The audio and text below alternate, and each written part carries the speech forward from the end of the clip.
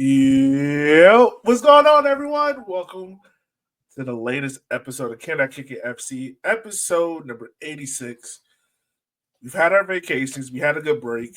It's been a long time since me and Shanir have popped on the podcast, but we figured, why not? Let's dust off the old Pod Max and give you a good old Black history story. And who other than start off with than Mr. JJ Okocha? You know, JJ, so great they named him twice.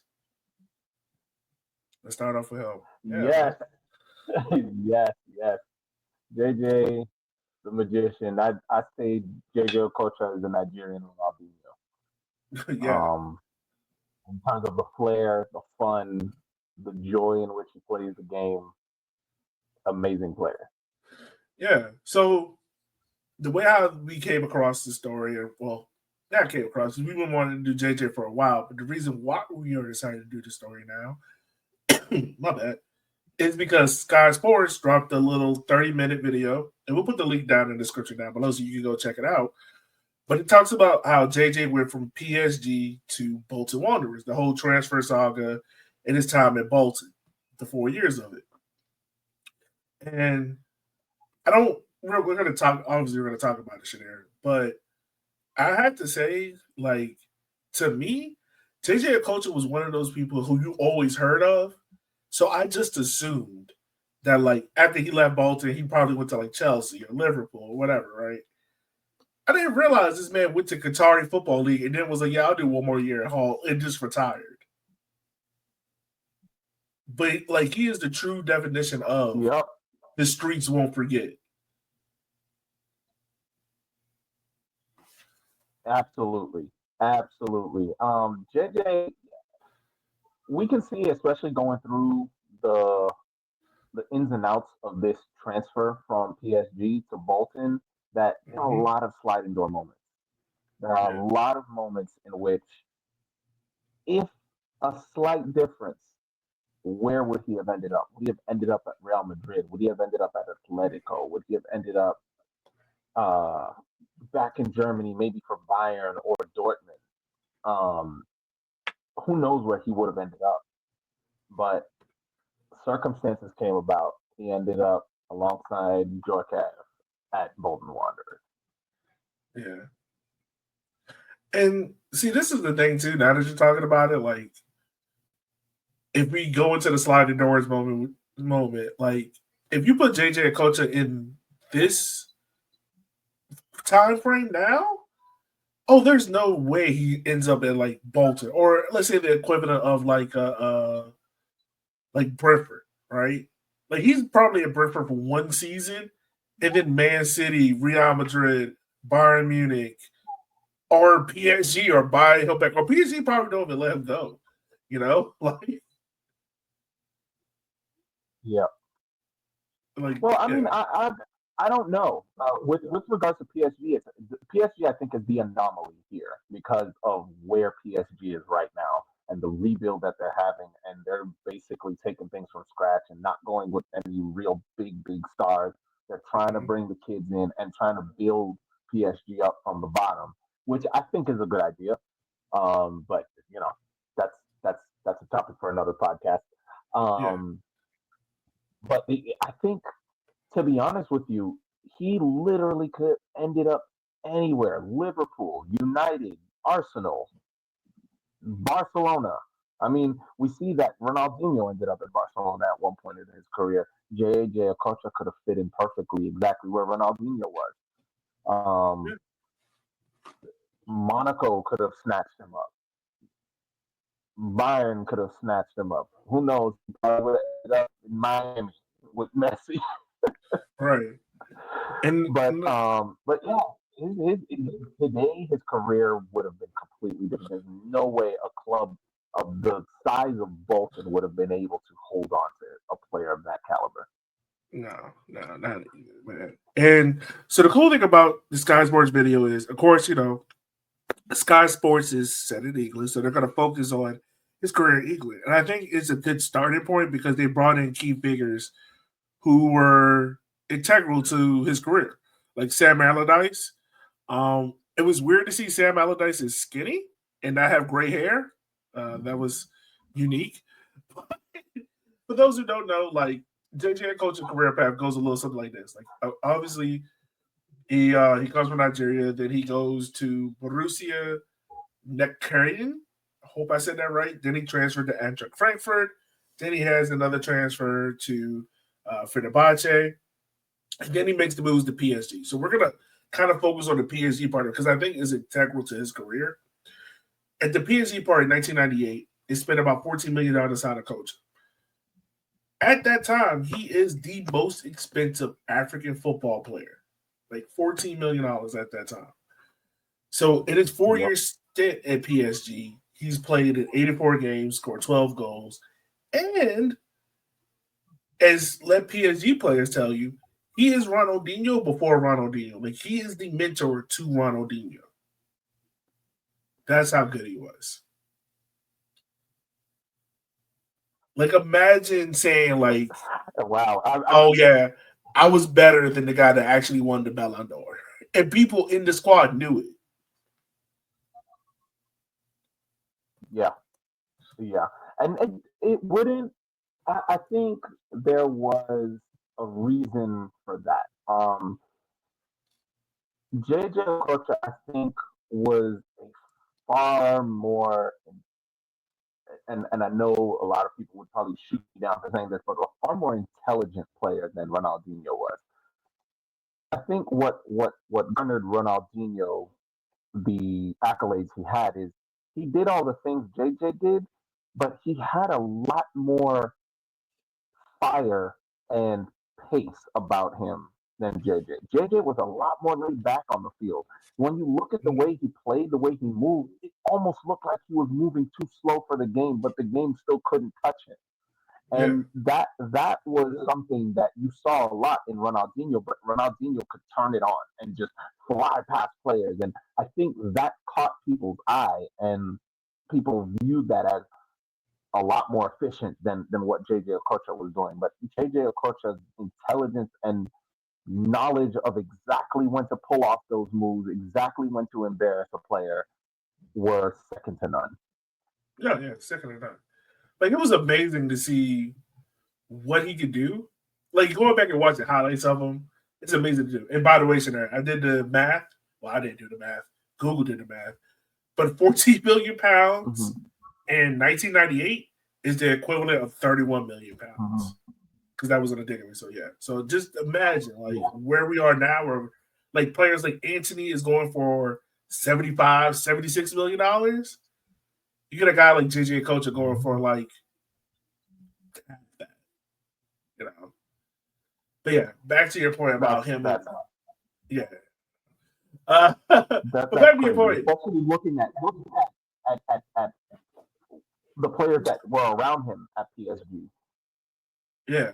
You could see why there was so much put into what he could do, because you're surrounded by like we're talking about like Ronaldinho and a lot of great players on that PSG side. This is the time where PSG is really starting to break past being just the regular league champions to actually really starting to set their foot into the European stage of the Champions League, and really starting to make people realize that we're not only winning League One, we're going to challenge for the Champions League. And it's just amazing to see a player like JJ Okocha come out of that, and somehow he falls through the cracks and does not get re-signed. That just baffled me. Yeah, no, I get that. Did anything else stick out to you, like in the first beginning parts of the whole PSG saga? Because this is also, Shanair, which is I think is a key point that we have to mention. This is also around the time of the Bosman ruling. So for those who don't know what the Bosman ruling is, it pretty much gave players the freedom to negotiate with other teams once their contract ended. Which is also key around this time. This is also the same time where the NFL allow like free agency. So you kind of seeing like both two sports leagues have to adapt to having free agency. And pretty much that's what it was. Because prior to that, once your contract is up, your club still holds your rights and they determine whether or not you can go talk to the team, etc. I think on the Bolton side of it, it was interesting to hear how they wanted to go for, which was a smart transfer strategy. They wanted to go for like low key signings that you normally wouldn't go for, which was kind of brilliant on their part. Yeah, I think there are a lot of clubs after this Bolton this Bolton legacy, this Bolton team that emulated that and copied that method, because you were starting to see there was one thing that you heard in the interview, Sam Allardyce talking about how it was getting to the point where Premier League players or even just English players were so overpriced, and not even proven talent. Just they were just so overpriced for players that aren't even proven in the Premier League or proven at the high level, that there was this thought that Sam Allardyce had, that let me go get players from abroad. Let me go get players from France. Let me go get players from Belgium, Netherlands, Italy, and now with these players who are proven on the international stage but not proven in England, it's a lot easier to transfer into that. You saw that a lot happen at clubs like Everton after that, and clubs like Newcastle after that, where they were going to France and picking up players from France and from the Netherlands and whatnot. So I think this was Sam Allardyce was really thinking ahead of the curve and saying, you know what, Bolton doesn't have Premier League player money. We want to stay in the Premier League, but we don't have money to compete with a lot of these big clubs in terms of getting good players. So let me get the good players in a market that we can compete in. And that was abroad on the continent. Yeah. And we're talking about a team that was just newly promoted. So think about like Ipswich saying like, all right, we don't got a lot of money. Let's go out here overseas and try to find a gem, which you see a lot of teams do now. And it's weird that like in the video, they talked about like how, like you mentioned it too, about like how the English market is so like inflated, because we see the same things now where like a guy who's an average Premier League player is going for like 3, 4, 5 times his transfer value just because he's English. And we also talked this too. It's funny. We also talked about how like certain nationalities, like your price tag is going to increase. That's why you see so many guys fight and wait so long to switch international clubs, because of the fact of it can affect your transfer value. It can affect how much you're paid. If you're an English international, you get paid a little bit more than versus being a Jamaican international. And I say this someone that is having seen his national team do that. So I think like, to your point though, Sam Allardyce was definitely ahead of the curve of going out here and finding talent, but it was definitely a risk for JJ, because this is also during the time of PSG's golden era. Like I think they went to like 5 straight European semifinals. They're winning trophies. It's not like on the scale of what it is now.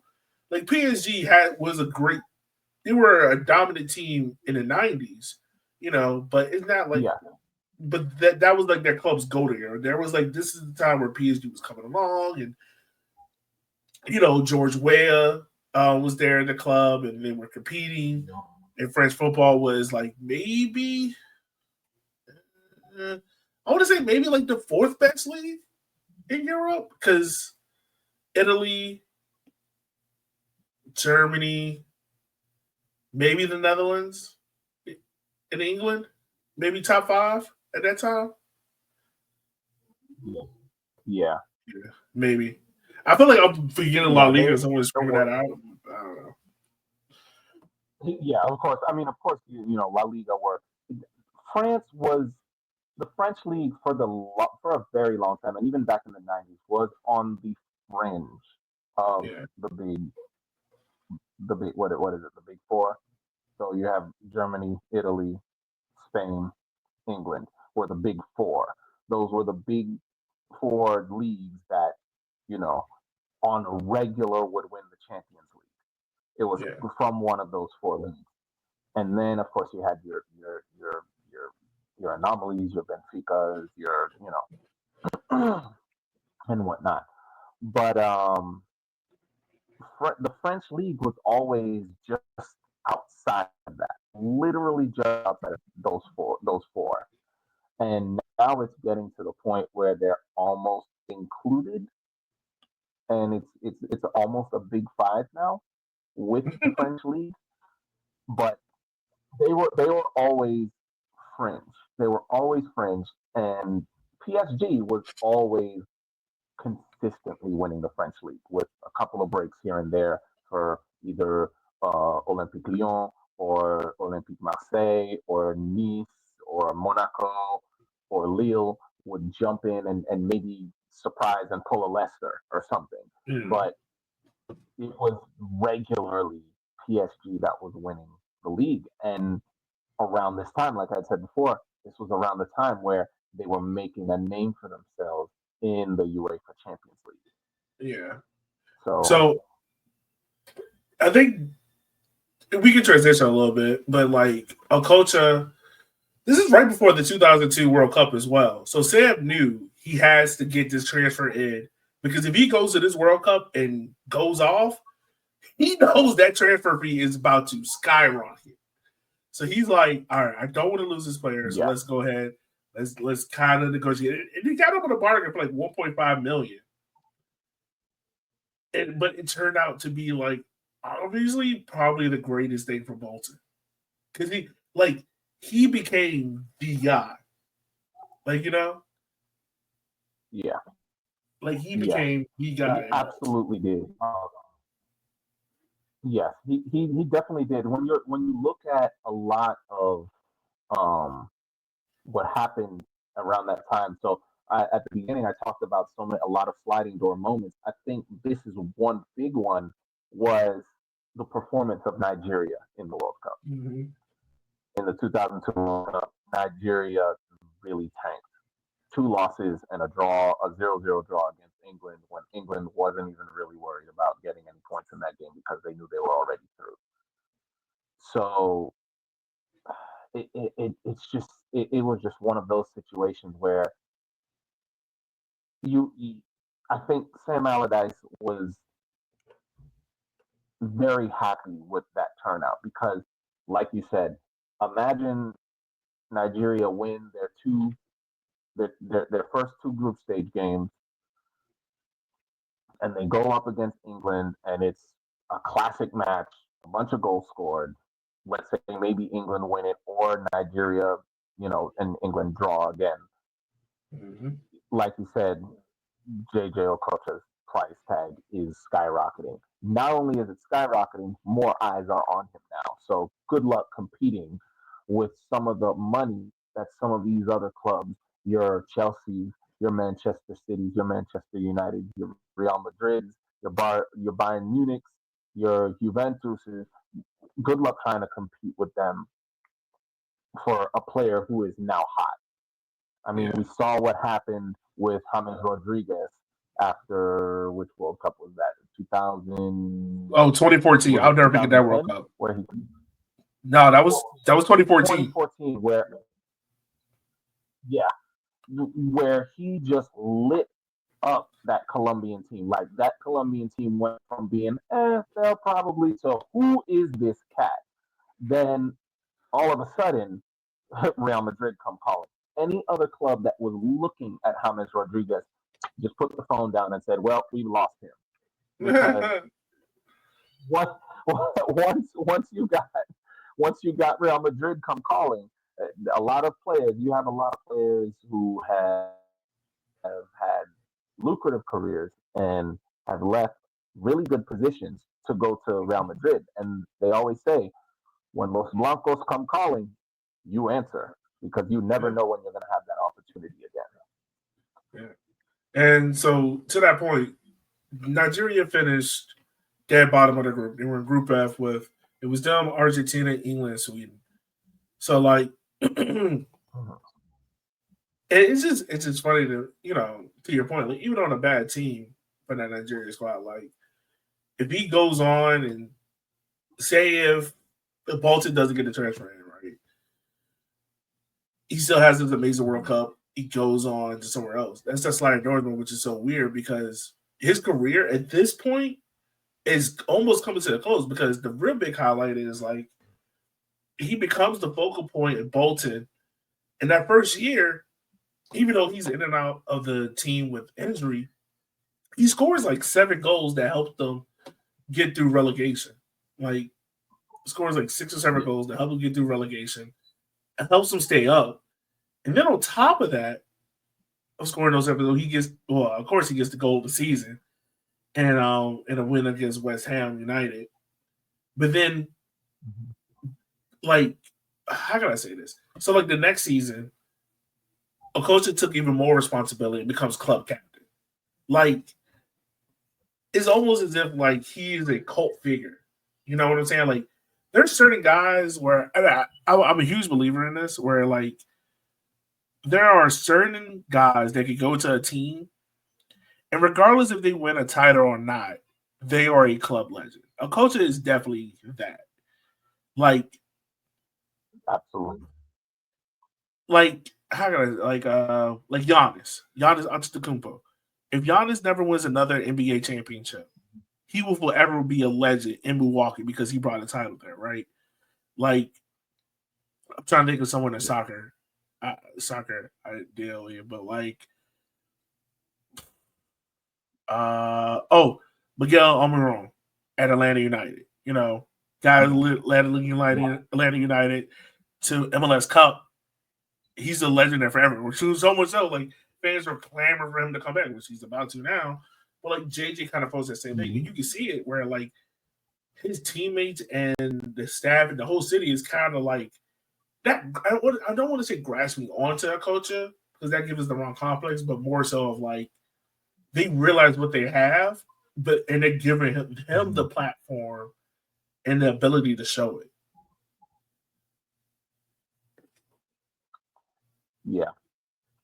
That was that's pretty much I think very key to his longevity at Bolton. Was the freedom that was given to him. And I also remember at one point in the interview with Sam Allardyce was in I think it was the actual press conference when they signed when they made it official that they had signed JJ Okocha, was him basically saying, you know, he might start off the season and immediately acclimate to the pace of the Premier League, and if that's the case, he's gonna light this league up.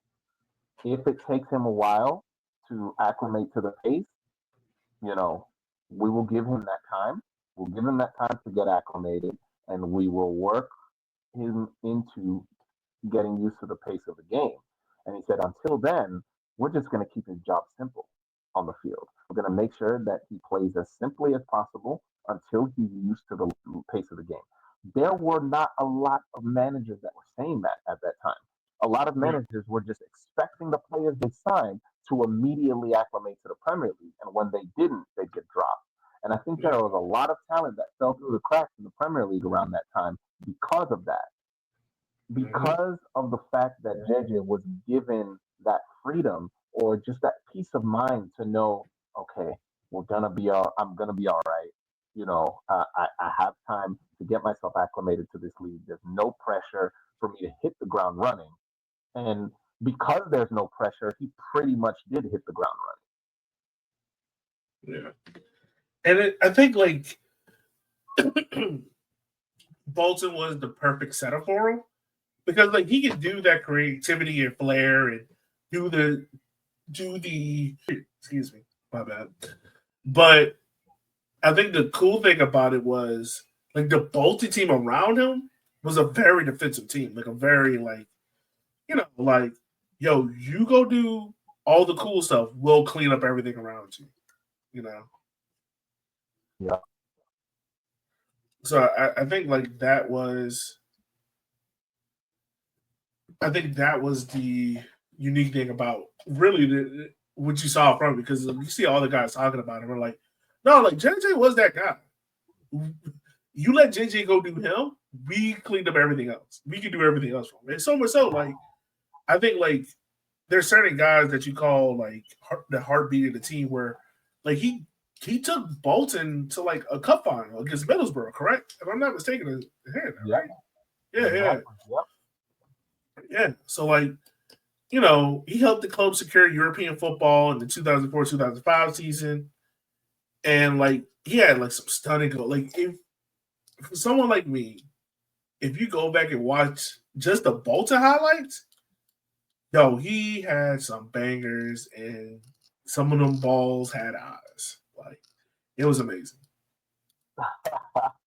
It was amazing. Yes, to go back and watch. So to be like, oh, this is why people love him. Like it was cool, man. And he covered so many ground, so much ground with regards to he checked so many boxes. Mm-hmm. I mean, you usually get some players that are really good, they've got the flair, but they just can't finish. And you've got some players that are really great players, but you never see them take a free kick. Okocha had the flair, he scored the goals, he had the finishing touch, he had power in his shot, and he could hit some of those free kicks. There were some of those free kicks he hit. I was looking at like, yep, that's very David Beckham, Ronaldinho-esque right there. Right. Very much so. Very much so. So, yeah. So, I mean, like, and you look at it, when he leaves Bolton, right around, let's say, when did he leave Bolton? 05-06. These men has only played 124 games for Bolton. And his last year there, he takes them to Europe. They play 7 games in Europe and everything like that. But you would think, like, you see, and this is part of the naivety on my part. I really thought like JJ played in like Chelsea. Like if you can ask me, name 5 clubs JJ Okocha played for, I would have given you PSG, I would have given you Bolton, but I probably would have done like Chelsea, Juventus, because that just seemed like the next natural step. But it's kind of like after that he kind of stepped away. He was just like, all right, cool. Gonna play 1 year Qatari football, go to Hall of the Championship, and kind of chill. Yeah. It's kind of like I wouldn't say he's forgotten. I wouldn't say he's forgotten or anything. It's just that like the highlight of which the magnification, like the light is on him, it's only 4 years, and after that, it's gone. Yeah. That's true. One thing I do notice with JJ and the way they started that Sky Sports special, we're talking about basically how JJ Okocha grew up playing soccer. He's like the soccer ball was like a toy. It was a toy thing. Like you see the similarities between him and Ronaldinho there. Yeah. You see that just playing soccer for the joy of it, just for the pure fun of being creative with the ball at your feet, just enjoying doing stuff with the ball, figuring out new tricks, just inventing new stuff on the spot because it's fun. And I think players like that, they don't have as much of a drive as some other players to just stay on top and stay in the limelight. Your Messi's, your Mbappe's, your Ronaldo's, your I mean, you can even see a little bit of that in Neymar too. Like everyone says, "Oh, Neymar could have been the shoulda, coulda, woulda of Neymar," because he's just having fun. And I think JJ Okocha was one of those players who was like, "I'm having fun. I just happen to get paid for it." Yeah. And absolutely right. there's a purity to that, there's a purity that I admire with players like Okocha, with players like Ronaldinho. Um, just the ease in which they play the game, and they're just very relaxed when they've got a ball at their feet. It's like I just picked up my favorite toy. I'm happy now. Yeah. So I think that has a big part in why after his 4 years at Bolton, JJ was like, "All right, I'm gonna go have fun in Qatar, and then I'll come back and yeah, I'll go play at Hull City. You know, I'll go play at Hull City for a year in the championship, have some fun, and call it a day. Yeah. And that's it. Now his career is over. He's happy. He's had a great career, and in his prime, you know, like the streets remember JJ Okocha. Everyone remembers how devastating he was. People, when you have people like the likes of Thierry Henry talking about how infuriating he could be playing against, just watching him cook your defenders like that, and just Yeah. some of the stuff he did. And I mean, that's the beauty of it, and that's what JJ gave you, and he gave it to you, and then he said, you know what, all right, I'm ready to retire. I'm good. Yeah. I came, I saw, I conquered. And I mean, that's what it was. So I think a good way how to put a bow on this is just like the impact he had. I mean, he had an amazing impact. He was voted the greatest player in Bolton Wanderers history when they were at the Reebok or Macron Stadium. But Mm-hmm. you're talking about an African player that was relatively not a huge name, and comes to England and Premier League legends like Steven Gerrard and Thierry Henry are like, no, like JJ was the truth. Like he is the guy. And you almost feel as if like I feel like we're talking a lot about like sliding over, but it makes you wonder, like, say if when he's at Eintracht Frankfurt or at PSG, right? Say if he doesn't automatically go to Bolton before the World, I mean, signs with Bolton before the World Cup, and say if he waits, right? Or say if he goes back to PSG and have another year, who's not to say like a Liverpool or a Chelsea, or like whomever, or Real Madrid because Claude Makelele around this time, and the possibilities are just endless, man. It's just endless to think about like what Yeah. could have happened if he was on a bigger team, you know. And I'm not trying to like downplay It, what Bolton had or anything like that. It's just like you can see how great he was because the year before he left Bolton, he gives Bolton to Europe. Then the second year, they finished eighth. The only reason why they don't go to Europe technically is because West Ham, who's in ninth, losing the FA Cup final to Liverpool, and back in those times, like the runner up, if the cup winner already was in Europe, the runner up we used to get the spot, and that's how they went. But he left Bolton in an amazing like spot until they got relegated, I think in 2012. But yeah, man, like yeah. it's crazy to see how great he was. Yeah. Yeah. Any last things on He's Mr. playing JJ before we wrap up? um I just want one thing I did want to mention is some of the players he played alongside at Bolton. I mean, just when he gets there, I mean, he's playing alongside Yuri Djorkaeff, who is a big name in French football. Yeah. Kevin Nolan. I mean, he's one of those English players who I don't know if he ever. I don't think he ever got capped. Did he ever played for Mm-hmm. the national team? I think he played for the under 21s, but I don't think he ever played for the adult national team. But he's one of those names in English football where it's like everyone knows Kevin Nolan. Kevin Nolan was one of those workhorse players. Um, he reminds me of the guy's name who just retired at West Ham. not too long ago. Noble. And so you're looking at a squad that's pretty solid. And JJ Okocha comes in and everyone's like, we'll do all the work, JJ. You just do your magic. So it's just wonderful to see. Wonderful to see. And we definitely want to give JJ Okocha his flowers. I'm glad that Sky Sports chose this opportunity to talk about that moment, to talk about that unusual signing that Bolton Wanderers got, and which led to JJ Okocha being a big household name in English football. Yeah.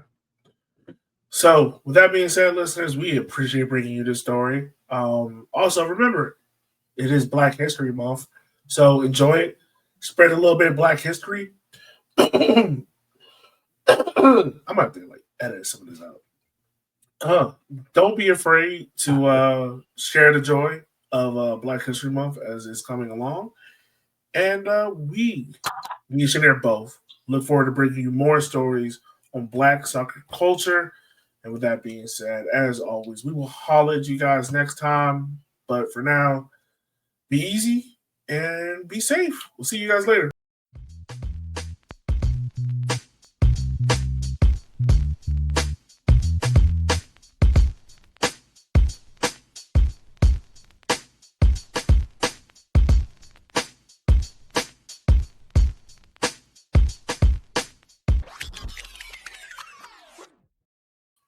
All right.